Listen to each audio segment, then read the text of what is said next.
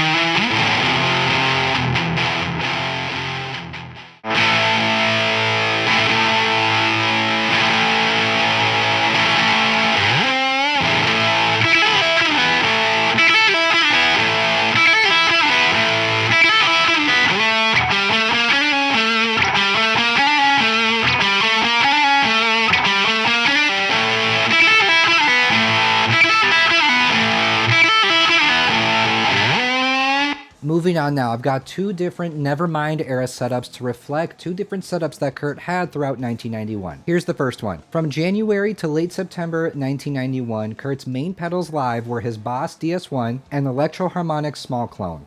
From about January through summer of 91, he had his small clone set pretty subtly to give him a very shimmery yet discreet chorus sound. His amp setup was his Mesa Boogie Studio Pre, going into a Crown Power Bass 2 power amp, going into Marshall cabs loaded with Celestion G12 T75 speakers. For Nevermind era part 1, I'll be using my same Boss DS1 and my Past Effects Kurtz clone for the small clone sounds. I prefer using the Past Effects for the more subtle chorus sounds and reserving my actual small clone for the more dramatic and upfront chorus sounds. I will now do my one and only pedal change in this video by switching out the Nirvana Commando for Nirvana's Paramount Tube preamp pedal. So I'm essentially switching amps. In addition, I will now be turning on my Nirvana 5 EQ.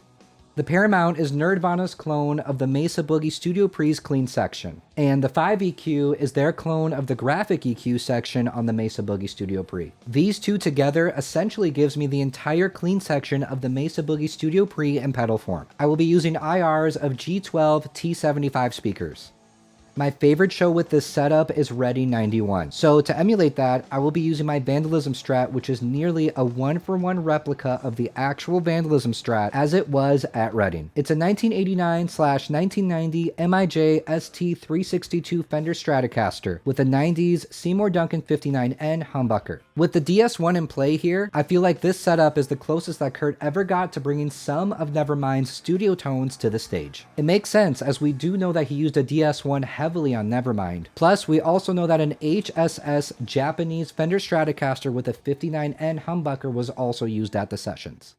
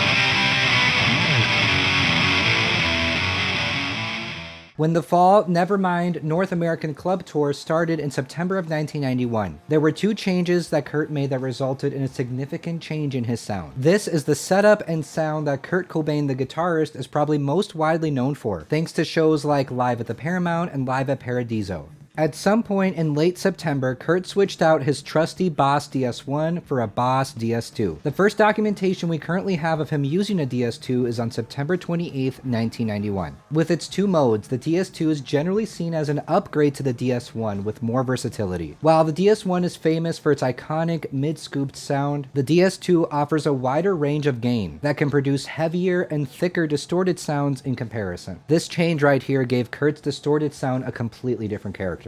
The other change is that Kurt started setting his small clone at a much higher rate. He went from a subtle chorus sound to a prominent in-your-face warble. His amp setup of Studio Pre to Power Bass Power Amp and Marshall Cab with G12 T75 speakers remains the same at this point. As a result, my amp setup for Nevermind Part 2 will be the same as it was in Nevermind Part 1. I am now using my mid-90s Boss DS2 for distortion and 90s small clone for the more dramatic chorus sound. I will be using my Fender Kurt Cobain Road-Worn Signature Jaguar to emulate Live at the Paramount sound, as I feel like this is the most beloved sound of this setup at large.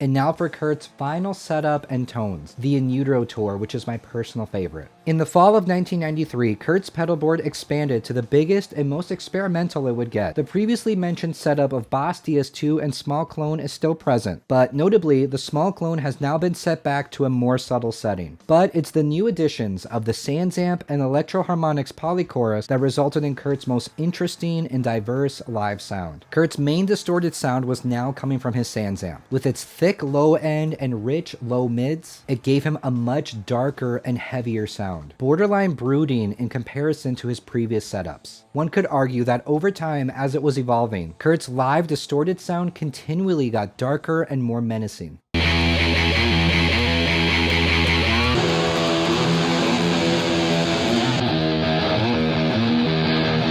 With the polychorus, Kurt brought the experimental side of In Utero to the stage. With the alien-like sounds of radio-friendly unit shifter, the double tracking of Scentless Apprentice, and the live exclusive extreme chorus/tremolo-like effect on the heart-shaped box solo. The main component in amp rig remains the Mesa Boogie Studio Pre, but it's now being powered by a Crest 4801 power amp, and his Marshall cabs now have Celestion V30 speakers, which were supposedly his new favorite. To emulate this sound, I'll be using my favorite Nirvana distortion pedal that I own, my 1993 Sans amp. I'll be going back to the Past Effects Kurtz Cologne for a more subtle small clone sound, but it will be thicker and more noticeable than what you heard in Nevermind Part 1. And I'll be using my brand new Past Effects Polychorus for the more extreme modulation sounds. This gorgeous and compact pedal right here has quickly become my favorite modulation pedal that I own. I'll still be using the combo of Nirvana's Paramount and 5EQ to emulate Kurt's Studio Pre, but I am now using IRs of V30 speakers.